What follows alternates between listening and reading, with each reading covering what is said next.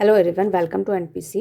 सो आज हम chapter first class 12th electric charges and field okay इस चैप्टर के न्यूमेरिकल्स इंपॉर्टेंट न्यूमेरिकल्स करने जा रहे हैं। ओके इस चैप्टर के नोट्स आपको डिस्क्रिप्शन बॉक्स की लिंक में गिवन है, वहाँ पे जाइए। वन बाय वन सभी चैप्टर्स के नोट्स आपको अवेलेबल कर दिए जाएंगे, ठीक है।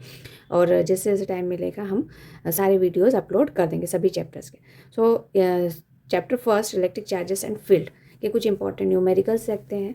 Okay so generally first numerical जो कि आपके एग्जाम्पल हैं फर्स्ट न्यूमेरिकल हम ये देखते हैं, how much positive and negative charge is there in a cup of water. ठीक है, आपके पास एक कप है, ओके और इसमें वाटर फिल किया हुआ है। जनरली कप का जो साइज़ है उसमें वाटर का जो अमाउंट होगा वो 250 ग्राम के बराबर होगा। ठीक है, हम ये मान रहे हैं कि इस कप में जितना भी वाटर है, मतलब एक जनरल कप ले रहे हैं और उसमें वाटर का अमाउंट कितना है 250 ग्राम। ओके, अब अगर आप एक मोल की बात करें, ठीक है, एक मोल की बात करें तो एक मोल में जो अमाउंट है, मतलब मास के रिस्पेक्ट में अगर बात करें तो वन मोल में 18 ग्राम अमाउंट होता है वाटर।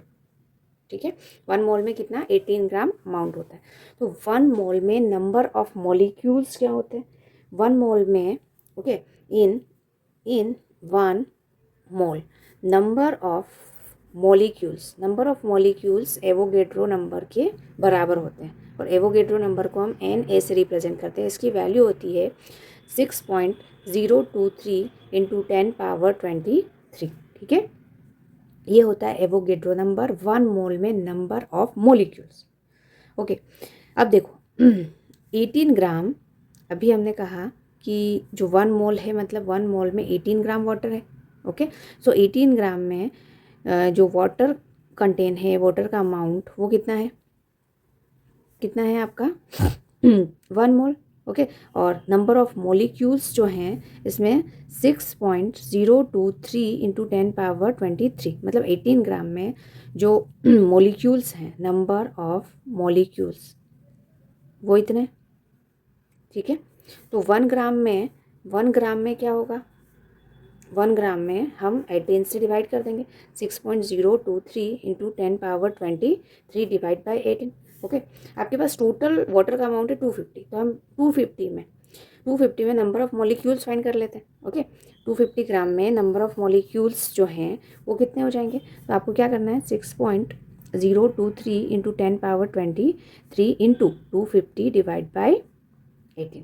ओके, ये हमारे पास आ गया टोटल जो कप में वाटर है उसमें नंबर ऑफ मॉलिक्यूल्स। इसको आप स्मॉल एन से भी डिनोट कर सकते हैं। Small N 6.023 into 10⁻23 into 250 divide by 18।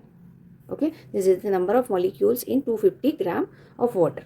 Okay, अब देखिए, अगर मैं वाटर के एक मॉलिक्यूल की बात करूँ, ये वाटर है और वाटर का एक मॉलिक्यूल लिया है मैंने।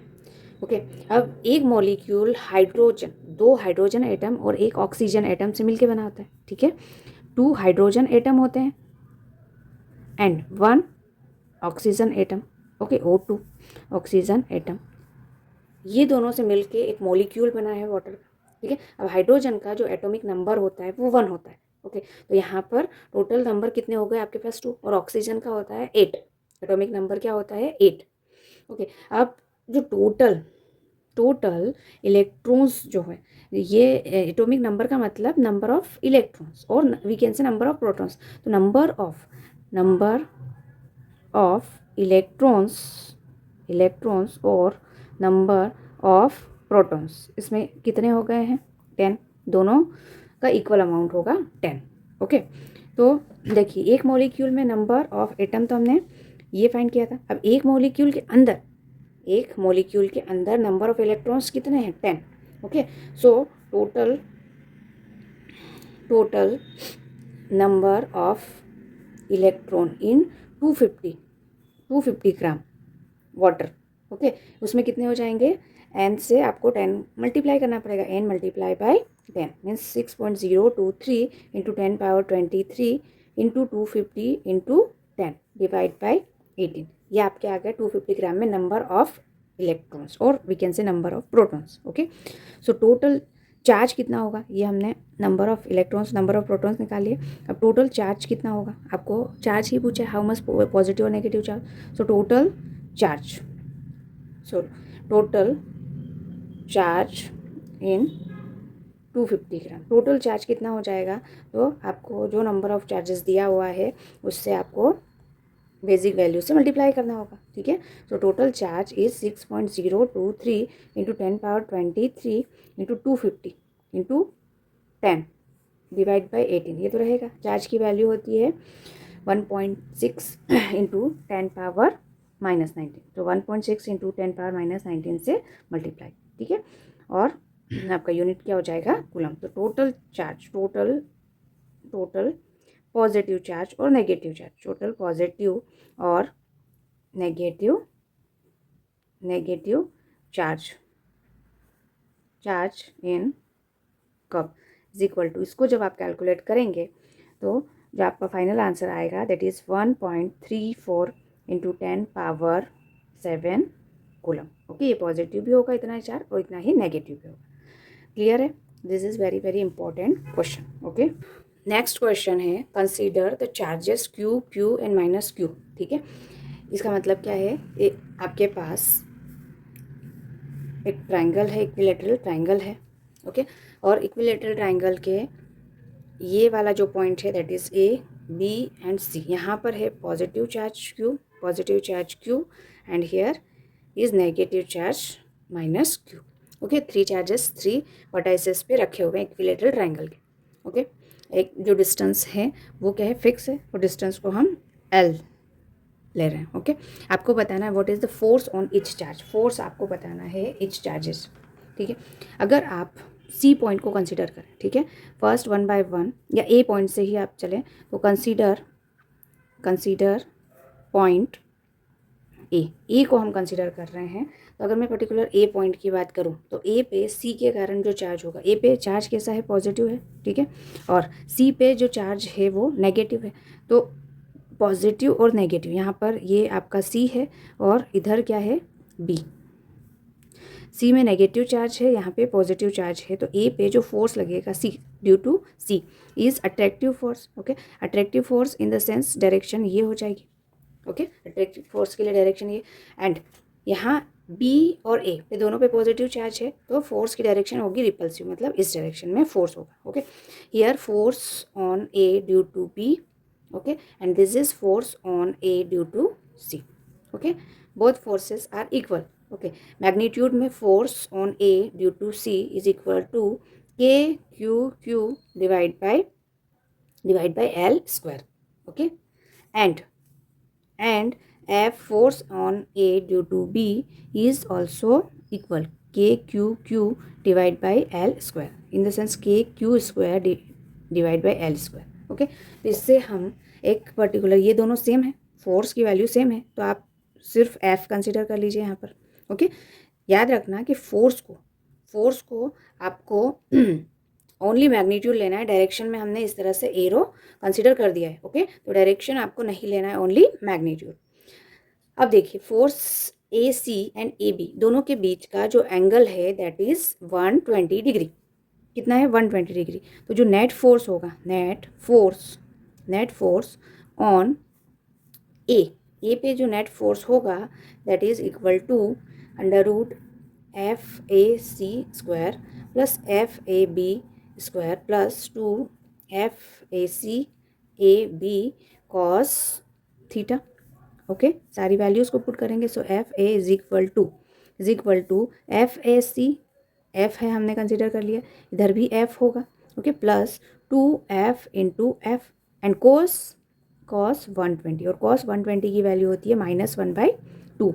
Okay, so here 2F square plus 2F square multiply -1/2। Okay, 2 से 2 cancel, and here FA is equal to 2F square and -F square. Okay, so finally we get F square. F square means F only. Okay, so KQ square divide by L square. This is the force on A. A पे force की जो value है वो ये आएगी, ठीक है। Similarly अगर मैं B की बात करूँ तो B पे भी ए के कारण जो फोर्स होगा वो इस डायरेक्शन में होगा, ओके, और सी के कारण जो फोर्स होगा वो इस डायरेक्शन में होगा, और दोनों के बीच में एंगल है 120। अगर फोर्स दोनों सेम है, दोनों फोर्स सेम है, ओके, इक्वल मैग्नीट्यूड में है, तो जो रिजल्टेंट फोर्स होगा, जो रिजल्टेंट वैल्यू आएगी वो एग्जैक्ट बीच में ऐसे आएगी, ठीक है, एग्जैक्ट बीच में रिजल्टेंट आपका फोर्स मिलेगा, ओके। ये एंगल 60, ये वाला एंगल 60 हो जाएगा, ओके। सो बी के लिए सेम, तो force on B is same as A, तो हमने ए और बी के लिए तो बराबर कर दिया, बट याद रखिएगा सी पे सेम नहीं होगा, तो सी पे हम निकाल लेते हैं, ठीक है। Consider point C, okay, C हमने कंसीडर किया है, तो force on C equal to, okay, value is same, K Q square divide by L square, okay, F C due to A and F C due to B is same, magnitude में ये value same रहेगी। अब देखिए F C find करना है आपको, क्या find करना है, एफ सी, ओके। तो आपको क्या करना होगा, यही फॉर्मूला अप्लाई करना होगा, F C A square plus एफ सी बी स्क्वायर प्लस 2 F C A F C B cos theta, okay. अब ध्यान से देखिएगा, F C is equal to ये दोनों वैल्यूज तो सेम है, तो इसको हम एफ स्क्वायर लिख सकते हैं प्लस 2 एफ स्क्वायर कॉस, यहाँ एंगल क्या होगा, ये नेगेटिव है, तो जो ए के रिस्पेक्ट में डायरेक्शन है वो इस डायरेक्शन में होगा और बी के रिस्पेक्ट में इस डायरेक्शन में, यानी कि जो एंगल है दैट इज 60 डिग्री, एंगल क्या होगा आपका 60 डिग्री, ओके। सो यहाँ पर आप क्या लिखेंगे, cos 60 degree, okay. So F C is equal to 2f square plus 2f² प्लस कॉस 60 की वैल्यू 1/2, सो 1/2, 2 से 2 cancel, so F C is equals to 3f² 2f square and this is f square 3f square, so F C is equals to f√3, okay. और f की value है आपका K Q square divide by L square √3, okay. This is your final answer. अब यहाँ पे आप values put कर दें, क्यू की वैल्यू पुट कर दें, एल की वैल्यू पुट कर दें एंड के की value, okay. Here K is constant and it is equals to 9 × 10⁻9, okay, newton metre square पर coulomb square, this is the unit of K, clear. Next question देखिए, आपको दिया हुआ है एक electric field component in figure, okay, this is the figure, ये figure आपको दिया हुआ है, इस फिगर को ध्यान से बनाना है और ये क्वेश्चन बहुत इंपॉर्टेंट है, ओके। यहाँ पे आपको एक क्यूब दिया हुआ है, क्यूब बनाया गया है आप इस तरह से, this is the cube, okay, this is distance is a, okay, side of cube is a. Now this distance, ये वाला जो सेंटर से जो डिस्टेंस है क्यूब का सरफेस का वो ए है, okay. This is X axis, Y axis and Z axis, ये 3 एक्सिस है। अब आपको बताना है इलेक्ट्रिक फील्ड, आपको फाइंड क्या करना है, आपको इलेक्ट्रिक फील्ड के कंपोनेंट दिए हुए हैं, E x is equal to alpha x की power 1/2, okay, and E y and E z is 0, इसका मतलब इलेक्ट्रिक फील्ड की डायरेक्शन सिर्फ ऑन एक्स में है, okay. Electric field is in x direction, electric field in y and z direction is 0, clear.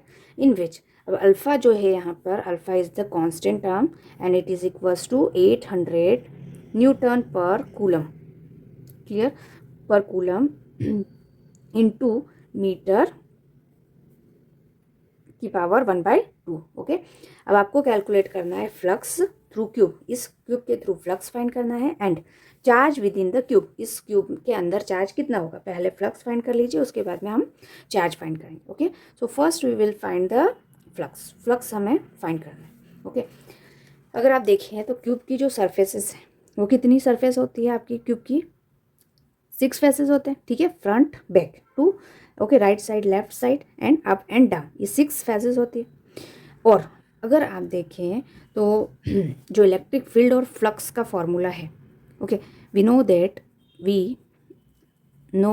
That हमारे पास ये दोनों formulas हैं फ्लक्स के, फ्लक्स इज इक्वल टू होता है ई डॉट डी ए, ये पढ़ा है हमने। अच्छा, फ्लक्स राइट लेफ्ट, ओके, अगर मैं ये ऊपर वाली सरफेस की बात करूँ, नीचे वाली सरफेस की बात करूँ, तो जो एरिया वेक्टर है वो अपवर्ड डायरेक्शन में और नीचे के लिए नीचे डाउनवर्ड डायरेक्शन में।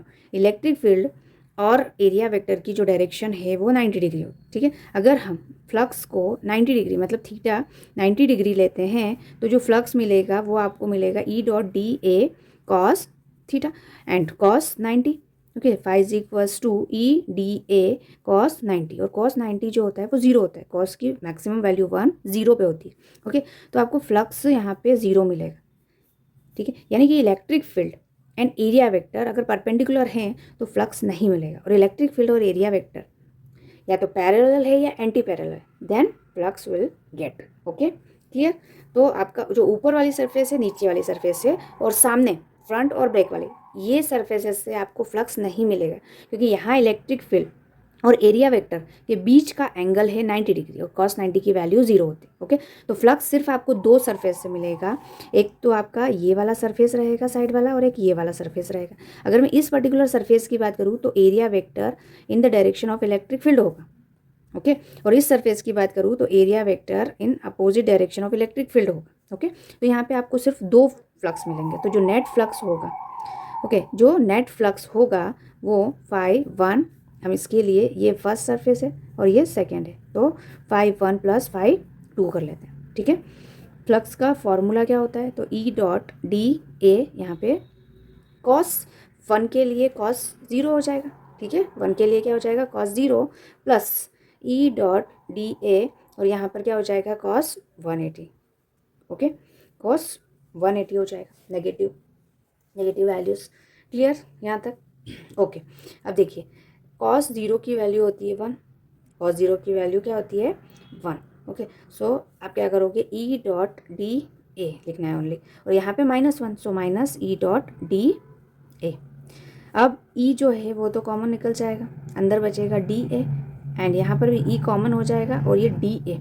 अभी ध्यान से देखना है, यहाँ पे हमने कट क्यों नहीं किया, क्योंकि पॉजिटिव नेगेटिव कट हो जाता है, बट इसलिए नहीं किया क्योंकि यहाँ अगर मैं फर्स्ट सरफेस की बात करूँ तो फर्स्ट सरफेस में जो एरिया होगा वो क्या होगा, बताइए। फर्स्ट सरफेस के लिए जो एरिया होगा वो होगा ए स्क्वायर, ठीक है। यहाँ पर इस सरफेस के लिए एरिया क्या हो जाएगा, A square, area is A square, okay, clear.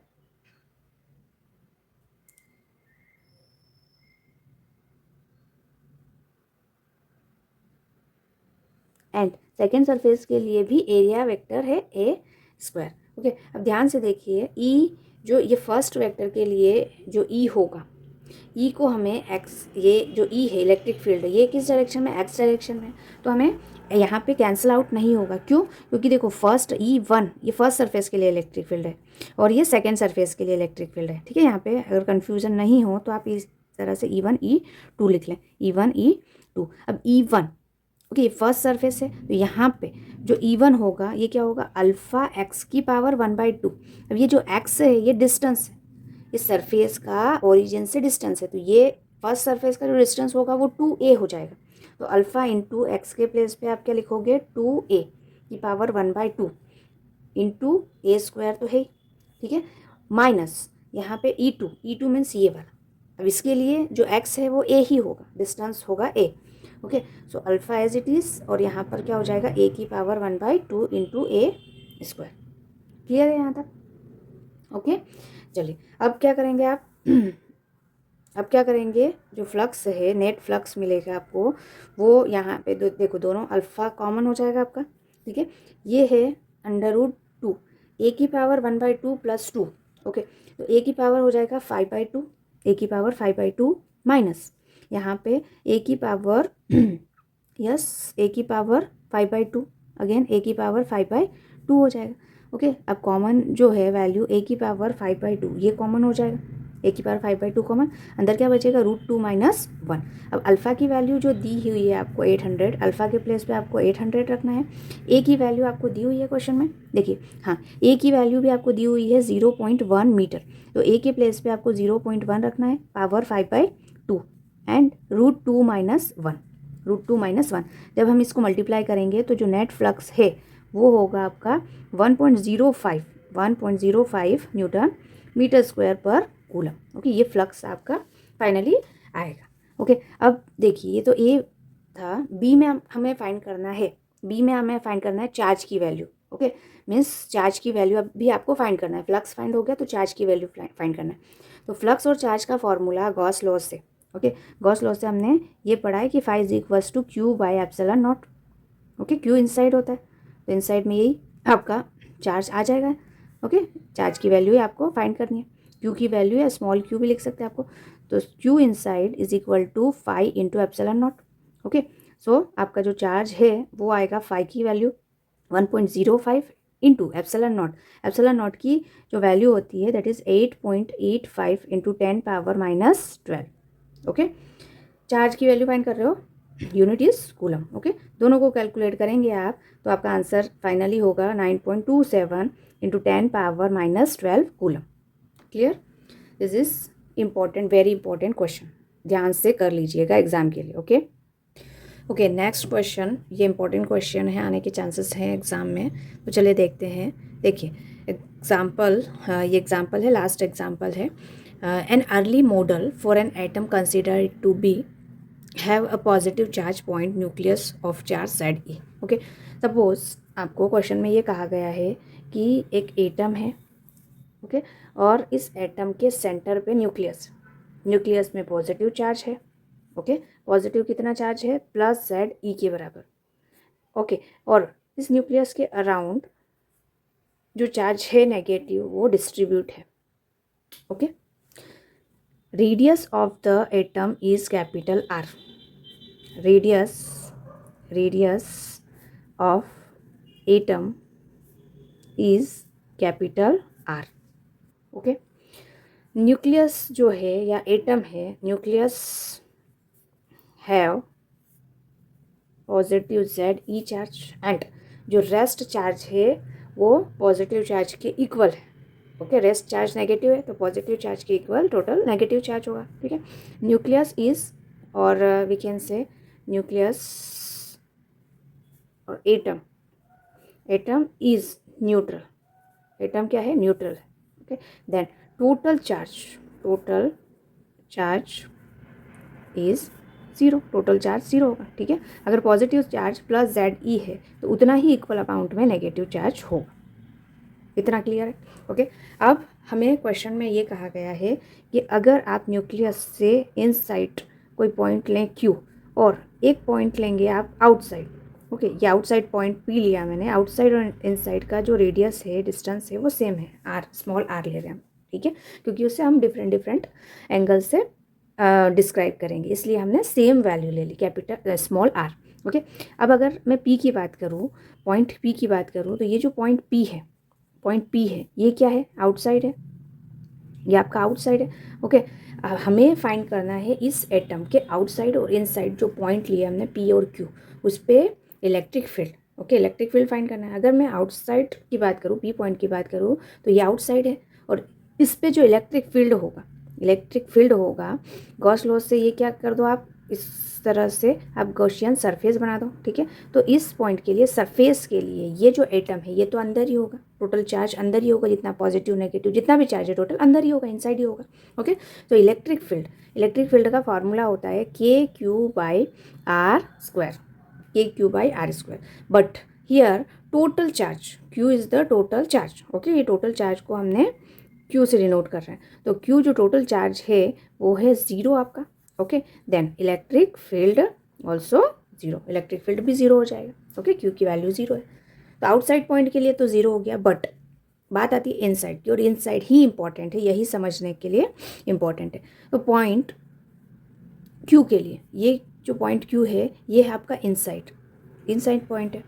ठीक है, चलिए हमें ये पता है कि जो पॉजिटिव चार्ज है, मतलब न्यूक्लियस पे जो चार्ज है पॉजिटिव चार्ज, उसकी जो वैल्यू है वो है प्लस जेड ई। ओके, और नेगेटिव चार्ज की जो वैल्यू है that is minus Z E. Okay, negative charge की वैल्यू क्या है? माइनस जेड ई। अभी हम सिर्फ नेगेटिव चार्ज की बात कर रहे हैं। देखिए, अगर मैं यहाँ पे क्यू क्यू पॉइंट से गॉसियन सरफेस कंसिडर करूँ तो उसमें पॉजिटिव चार्ज तो पूरा रहेगा बट नेगेटिव चार्ज कुछ अमाउंट में कम हो। ओके, तो हम ये देख लेते हैं कि जो नेगेटिव चार्ज है टोटल कितना है। नेगेटिव चार्ज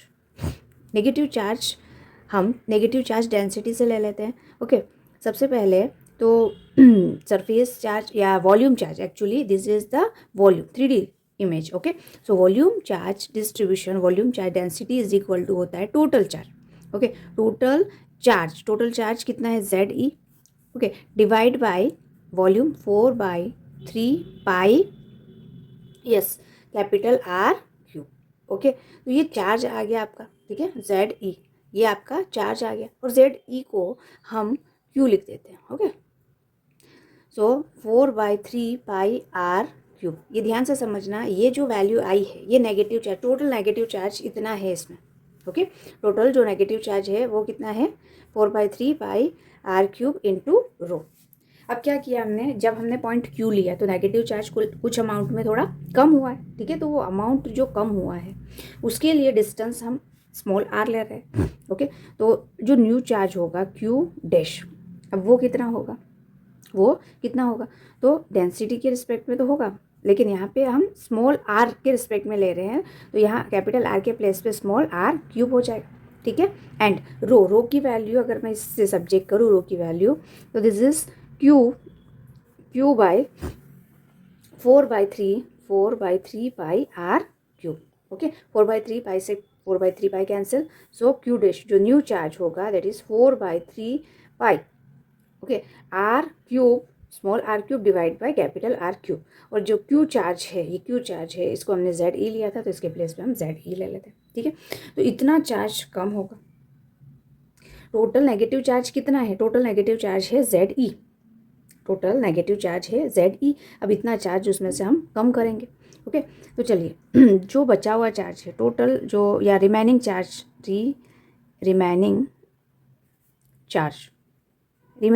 के लिए आप क्या करेंगे, देखिए आपको ये वाला एंगल लेना है, मतलब ये वाला स्फीयर लेना है। नेगेटिव चार्ज जो बाहर हैं वो तो गए। ओके, जो अंदर बचे हैं चार्ज नेगेटिव वो है Q' के बराबर, मतलब ये वैल्यू, ठीक है। और पॉजिटिव चार्ज कितना है, पॉजिटिव चार्ज है ZE और नेगेटिव चार्ज इतना है, नेगेटिव चार्ज है इसलिए यहाँ पे ZE माइनस में रखेंगे। ओके, -4/3 पाई R 4/3 से 4/3 कैंसिल, तो ये तो वैल्यू कैंसिल हो गई, आपका सिर्फ R³ बाई कैपिटल R³ बचा एंड ZE बचा, ठीक है।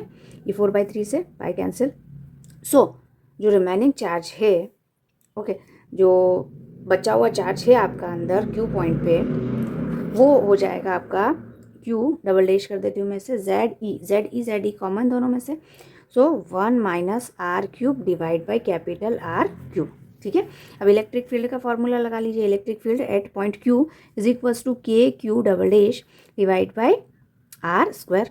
Okay, so K as it is Q' means ZE, okay, divide by R² and 1 - R³ by R³। okay, so EQ is equal to electric field is equal to K times of ZE and divide by R² को हम इस तरफ ले लेते हैं अंदर की तरफ, तो R² और R² से R³ cancel, so R by R³। okay, that is the electric field inside the atom। okay, atom के अंदर इनसाइड जो एटम है उस पे हमें इलेक्ट्रिक फील्ड क्या मिलेगा, EQ is equal to K times, okay, K times ZE 1/R² minus R by R³।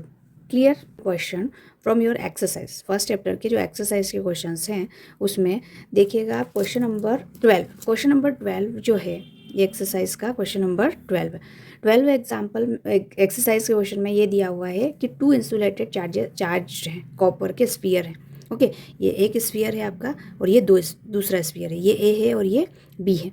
Okay, have their center separated by a distance of 50 centimetre. Okay, centre to centre जो separation है, मतलब यानी कि जो distance between the 2 sphere है वो आपको दिया हुआ है 50 सेंटीमीटर। ओके, इसे मीटर में कन्वर्ट करेंगे तो 0.5 हो जाएगा। What is the mutual force of electrostatic repulsion, दोनों में क्या है पॉजिटिव चार्ज होंगे इसीलिए रिपल्शन होंगे, तो जो रिपल्शन फोर्स है वो हमें फाइंड करना है। और इस स्फीयर पे जो चार्ज की वैल्यू है, QA and QB is equal, okay, and value 6.5 into 10⁻⁷ coulomb, ये दोनों वैल्यूज़ हैं। ओके, दोनों पे सेम है। और distance r is equals to 50 centimetre यानी कि 0.5 मीटर। क्लियर। अब आपको क्या फाइंड करना है? First of all we will find the force, okay, between this two sphere and both charges are positive, so the force will be repulsive. Okay, repulsive force होगा। So we will find the repulsion force with the help of Coulomb's law. Coulomb's law की help से हम repulsion force find करेंगे। तो using Coulomb's law, Coulomb's law क्या होता है? So F is equals to के Q A Q B divide by R square हो गया। ठीक है, F इज इक्वल टू के की वैल्यू 9 इंटू 10⁻⁹, क्यू ए की value 6.5 into 10⁻⁷, okay, and also 6.5 into 10⁻⁷ divide by R square means 0.5 into 0.5, okay, 2 times है, इसलिए आप कैलकुलेशन करेंगे तो जो फोर्स आएगा वो 1.52 इंटू 10⁻⁻2 न्यूटन। ठीक है, so this is the first answer. आपको फोर्स फाइंड करना है। फिर सेकंड में ये आपका ए है, अब बी में आपको फाइंड करना है। फोर्स फाइंड कर लिया, उसके बाद में आपको ये कहा गया है कि अब आपने चार्ज को डबल कर दिया। क्यू था, जो क्यू ए था और क्यू बी था, ठीक है, वो 2 टाइम्स हो गया। क्या हुआ है आपका? 2 टाइम्स। ओके, दोनों की वैल्यू सेम है तो हम इसे क्यू कंसिडर कर लेते हैं, तो 2 क्यू हो गया दोनों चार्जेस। और जो डिस्टेंस है आर है वो न्यू डिस्टेंस हो गया आर डैश, और फर्स्ट वाली डिस्टेंस से हाफ हो गई डिस्टेंस, ओके, r/2। अब आपको ये बताना है कि न्यू फोर्स क्या होगा। तो force F is equal to, formula वही लगाएंगे हम, K Q A Q B divide by R square. ठीक है, अगर न्यू फोर्स की बात करें तो यहाँ पे होगा आर डैश, ओके, और Q A and Q B के प्लेस पे हम लिखेंगे 2q into 2q divide by R dash means r/2 का होल स्क्वायर। ठीक है, so F is equal to K, ये हो जाएगा 4 times Q square divide by यहाँ आर स्क्वायर, और 4 ऊपर जाएगा तो यहाँ मल्टीप्लाई हो जाएगा। ठीक है, so F is equal to 16 K Q square divide by R square. Q square divide by R square, अभी आपने ये सॉल्व किया, क्या आया ये, मतलब जो आपका लास्ट में फोर्स आया था रिपल्शन फोर्स, उसमें 16 से आपको मल्टीप्लाई करना है। So F is equal to 16 into 1.52 into 10⁻⁻2 newton. ठीक है, तो जो फाइनल आंसर है आपका that is equal to 0.24 newton. Clear? Okay, चलिए नेक्स्ट इंपॉर्टेंट क्वेश्चन हम एक्सरसाइज का देख लेते हैं। ओके, देखिए फ्लक्स की वैल्यू ये गिवन है, रेडियस आपको ये गिवन है। ओके, अगर आपको फ्लक्स गिवन है तो आप यहाँ से चार्ज फाइंड कर सकते हैं, और चार्ज की वैल्यू क्या हो जाएगी? चार्ज की वैल्यू होगी आपकी flux into epsilon naught. Okay, flux की वैल्यू है 1.0, पॉजिटिव वैल्यू ही लेने, 1.0 इंटू 10⁻3, और एप्सिलॉन नॉट की वैल्यू है 8.85 इंटू 10⁻⁻12। ओके, तो आपका जो फ्लक्स है, जो सरफेस के थ्रू जो फ्लक्स होगा that is equals to 8.85 into 10⁻�9 -9 coulomb flux आएगा। ओके, इसको 10⁻�9 को आप इस तरह से लिख सकते हैं, 8.85 10⁻9 को नैनो लिख सकते हैं, सो नैनो कूलम। ओके, तो ये फ्लक्स इतना इस सरफेस से जाएगा। अब ये ध्यान रखना, आपको ये बताना है कि अगर सरफेस को डबल कर दें तो फ्लक्स कितना होगा। तो फ्लक्स जो पहले था वही होगा, क्योंकि फ्लक्स की डेफिनेशन के according phi is equals to Q by epsilon naught होता है। Okay, phi is equals to क्या होता है? Q by epsilon naught. Flux की वैल्यू सिर्फ चार्ज पे डिपेंड करती है, डायमेंशंस पे नहीं। आप डबल करो, 4th टाइम करो, हाफ करो, उससे कोई फर्क नहीं पड़ता है साइज से। ओके, जो फ्लक्स पहले था वही रहेगा, सेम फ्लक्स रहेगा। ओके, और सेकेंड में आपको ये बताना है what is the value of point charge. जो चार्ज है उसकी आपको वैल्यू बताना है। ओके, तो वैल्यू चार्ज की ये होगी। क्लियर? सिंपल सा क्वेश्चन है। अब देखिए एक और क्वेश्चन जो इम्पोर्टेंट क्वेश्चन है दैट इज़ 22 क्वेश्चन, ये भी एक्सरसाइज का क्वेश्चन है। इसमें आपको दिया हुआ है an infinite line charge produce a field. Okay, एक लाइन चार्ज है इस तरह से, ठीक है, और वो फील्ड को प्रोड्यूस कर रहा है, और फील्ड की वैल्यू आपको दी हुई है 9 इंटू 10⁻4 न्यूटन पर कूलम। इलेक्ट्रिक फील्ड की वैल्यू आपको given at a distance of 2 centimetre. Okay, जो आर की वैल्यू है आपको दिया हुआ है 2 सेंटीमीटर यानी कि 0.02 metre. Calculate the linear charge density. Linear charge density को हम लैम्डा से डिनोट करते हैं, तो लैम्डा की वैल्यू हमें फाइंड आउट करनी है। ओके, अब जो लाइन इंटीग्रल है, या आपने लाइन चार्ज देखा जो इनफाइनाइट के लिए हमने गॉस लॉ में 3 3 इंपॉर्टेंट डेरिवेशंस फॉर्म की है। उसमें फर्स्ट वाला जो डेरिवेशन है वो उसका फॉर्मूला आप यहाँ पे अप्लाई कर दीजिए। Electric field due to long straight wire के लिए हमने फाइंड किया था E is equals to lambda by 2 pi epsilon naught into R. Okay, आपको फाइंड क्या करना है, lambda, linear charge density. So lambda is equals to 2 pi epsilon naught R into E. Okay, सारी वैल्यूज़ को आप put कर दीजिए। Lambda 2 into pi की वैल्यू 3.14, एप्सिलॉन नॉट की वैल्यू 8.85 इंटू 10⁻⁻12, आर की वैल्यू 0 आर की वैल्यू क्या हो जाएगी 0.02 एंड ई की वैल्यू है आपकी 9 इंटू 10⁻4। ठीक है, इसे जब आप कैलकुलेट करेंगे तो जो लेमडा है लीनियर चार्ज डेंसिटी वो आएगा आपका 10⁻⁻7 कूलम पर मीटर। ओके,